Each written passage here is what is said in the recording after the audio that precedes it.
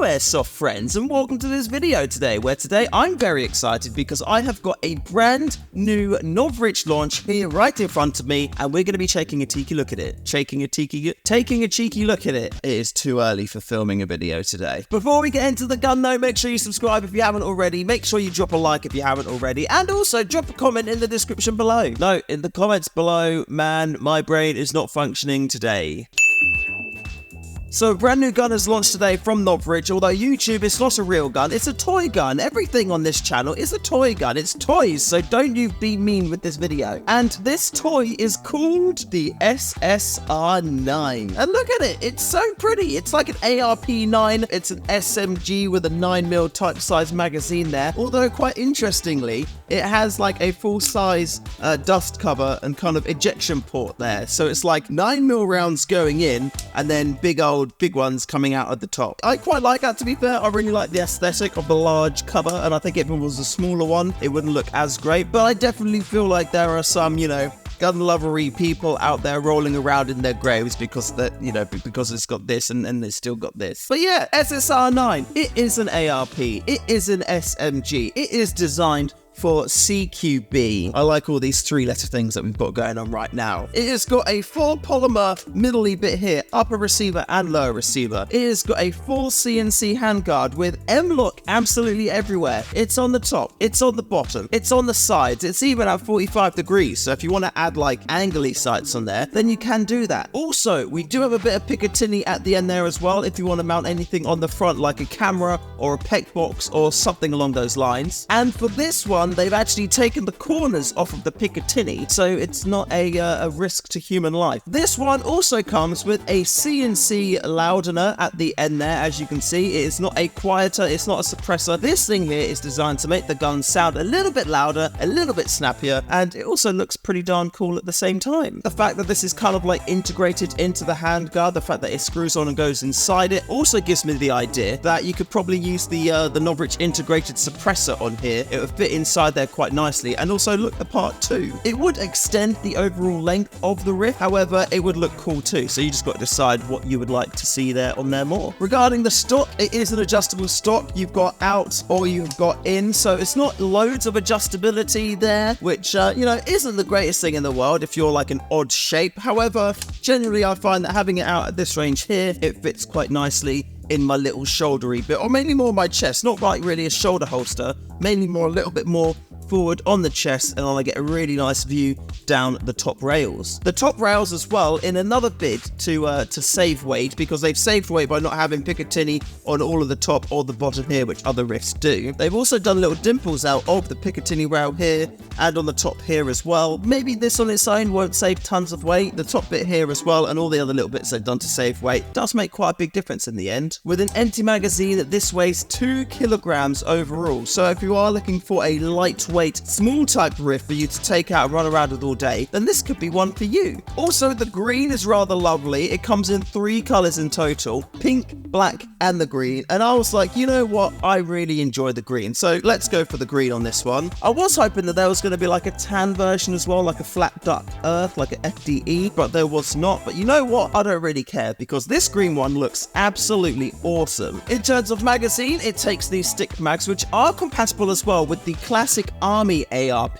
that they do. I can't remember the name of it. I've got one around here somewhere, but this is compatible with that one, so I imagine they'll be compatible the other way around too. So if you do want to pick up a load of other mags there, you don't have to worry about just getting these ones strictly from Novritsch themselves. And this one has a 120 round BB capacity, so not the most in the world, not the least in the world, and if you're carrying a few on you and a speed loader, you're probably going to be alright for most skirmishes. Fits in really nicely, not much wobble in there at all, and the release, yeah, it works as you would expect it to, so yeah, happy with that. In terms of trigger, it is an optical trigger, and it also has the Novritsch ETU in there, which is like the MOSFET programmable boardy thing, similarly to the SSR4 and the SSR90 as well. So you can program it, you can have binary trigger on there if you want to, you can have semi-auto, full auto, and you can also have burst fire on there as well, which is cool. And on this version too, you can adjust the pre-cocking level on there there as well. So if you want it even snappier, then you can do that, but because it's pre-cocked, there's more strain on the spring and you will lose spring power faster over time. So it's a bit of a trade-off, but if you want that ultimate performance, then definitely have your pre-cocking on. If you did need to change the spring at some point in the future, you can do that. All you need to do is take this buffer tube off by removing a screw, and then you can access the quick change spring compartment. So it's really quick and easy to change the spring. In fact, I've already actually changed the spring on this one here, because this riff is only available in a 1.5 dual format for some reason. In most places in the world, it's probably going to be fine, but here in the UK, that actually means that we can't run it, apart from if we wanted to run it as a DMR. I don't think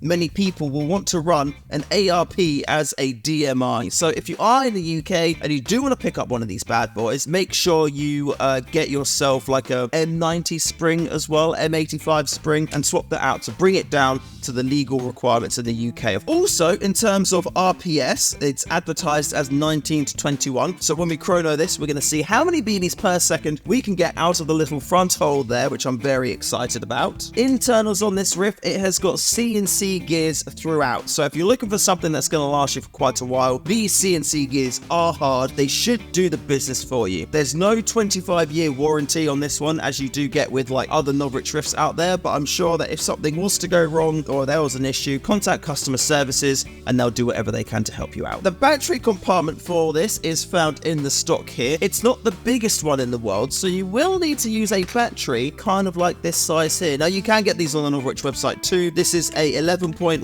volt 1450 mAh LiPo, and if I put it into the tubey bit there, you see it literally fits in there just about perfectly. This riff is recommended to use 11.1 volt LiPo, so if you're going to be running it at all, make sure you give yourself the LiPo, the 11.1 volt LiPo. You'll get the best performance from it. That sounds absolutely sick, actually. Look, listen to that.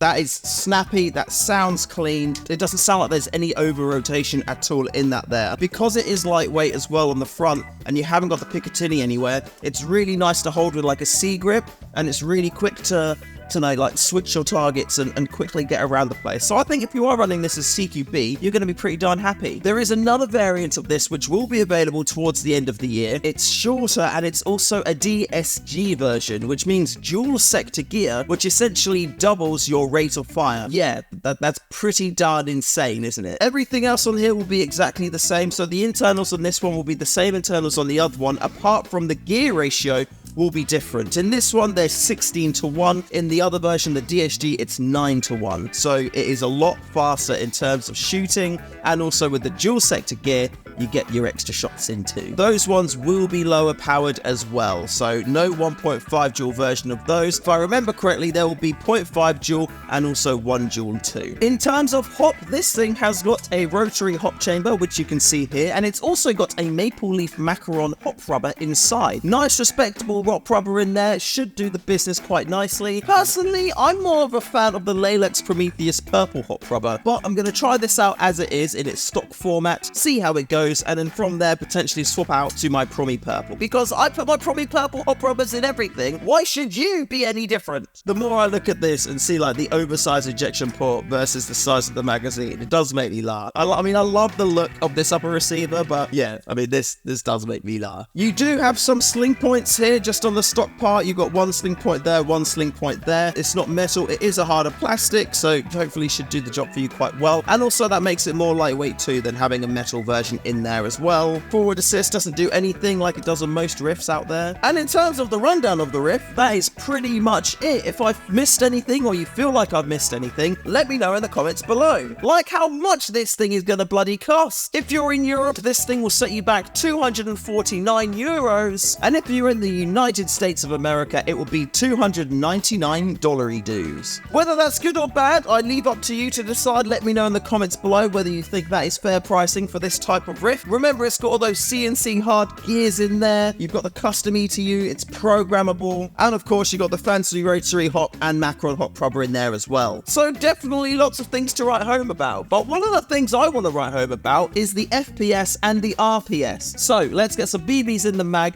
and see what we can do. Novritsch recommends using 0.28 gram BBs, so they're the BBs we're gonna be using. First of all for you, here's the Chrono Test using the stock 1.5 dual spring.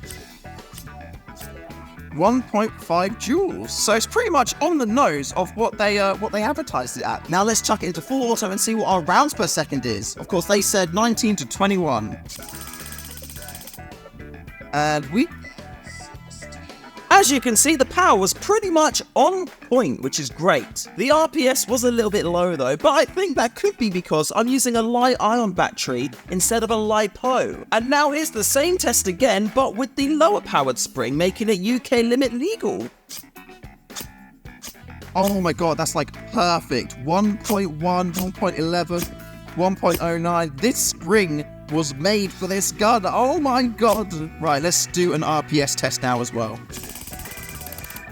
So 16.8, my RPS went up, which makes sense because the spring is weaker now. So you can see we are now pretty much absolutely perfectly on point to be legal to use this in the UK, but the RPS is still a little bit lower than the 19 to 21 advertised. Well, let's do a third chrono test using the LiPo we've just put in.